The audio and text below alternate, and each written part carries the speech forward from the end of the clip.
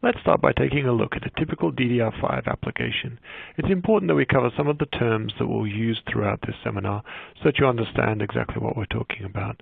On the left-hand side, we've got a memory controller, which in this case is represented by a CPU that's sitting inside a package and connected to the motherboard via a mechanical socket. The traces that we will be routing through the board are both single-ended as well as differential. Single-ended for the data, the DQ signals, and differential for the clocks and the data strobe, which is the clock for the data. In this situation, we have 1 DIMM per channel or 2 DIMMs per channel, and you can see that as represented on the right-hand side. It's basically a plug-in module where you have individual memory devices, the DRAM chips, on either side of the plug-in module. So as we turn our attention to DDR5, I ask the question, what does it really mean to succeed?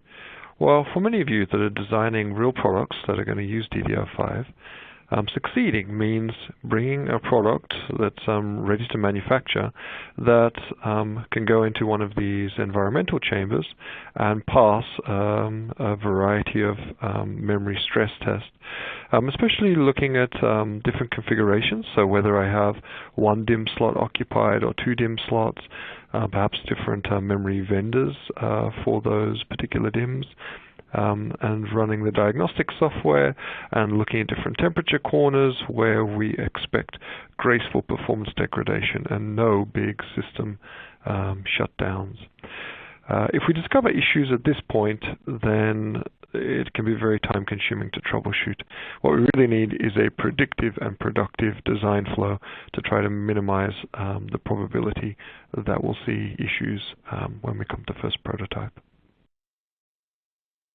To get products to market in a fastest possible time means that we need a complete design workflow that's covering everything from modeling and simulation all the way through to first prototype test and then to final production test. Keysight is very unique in the market that we have the first and only complete design and test solution for DDR5, covering everything from the probing, which is things like risers, interposers, and active probes and probe tips, all the way to test fixtures needed for the receiver test, TX tests such as a very low noise scope, and then receiver test, which is brand new for DDR5, and finally to power integrity and even logic and protocol analysis. How is DDR5 different to what has come before? Well, earlier speed grades of DDR, so things such as when we were back in the day of DDR2, DDR3, everything was treated, the PCB lines were treated as transmission lines. We cared about time alignment, so skew, and we also cared about making sure that we had setup and hold times measured and protected. When we moved to DDR4, the unit interval started to become so much smaller that much more of the I was eaten up by jitter. So they moved to a new way to specify signal quality, which was the received bit error rate mask. And this is a technique borrowed from high-speed serial, so it pretty much meant that there's a contract here that if you can provide a signal that stays outside of the box, then you can guarantee a bit error rate, system bit error rate of 1e to the minus 16. When we move to DDR5 now, we're talking about, initial speed grade offerings will be something like 4,800 megatransfers per second, but discussing things higher than, 8 gigabit per second.